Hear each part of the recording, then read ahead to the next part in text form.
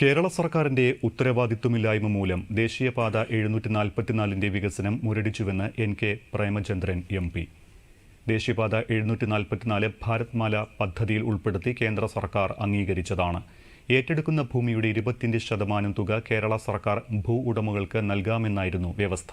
എന്നാൽ കേരള സർക്കാർ ഇത് നൽകാൻ ഇപ്പോൾ തയ്യാറാകുന്നില്ലെന്നും പ്രേമചന്ദ്രൻ കുറ്റപ്പെടുത്തി.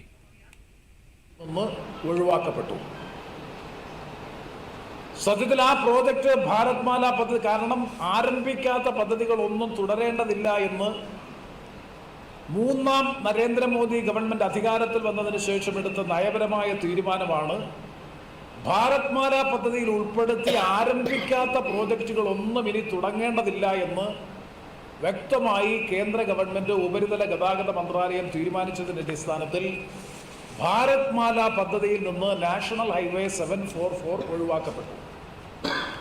ആ സാഹചര്യത്തിൽ കേന്ദ്രമന്ത്രിയുമായും മന്ത്രാലയവുമായും നിരന്തരം ബന്ധപ്പെട്ടതിന്റെ അടിസ്ഥാനത്തിലാണ് ഒരു കാരണവശാലും ഇത് ഒഴിവാക്കാൻ പാടില്ല എന്ന് പറഞ്ഞതിന്റെ അടിസ്ഥാനത്തിലാണ് ഭാരത്മാല പ്രോജക്റ്റിലല്ല ദേശീയപാത നേരിട്ട് തന്നെ നടത്തുന്ന NHO എന്ന് പറയുന്ന സ്കീമിൽ ഉൾപ്പെടുത്തിയാണ് ഇപ്പോൾ ഈ പദ്ധതി വീണ്ടും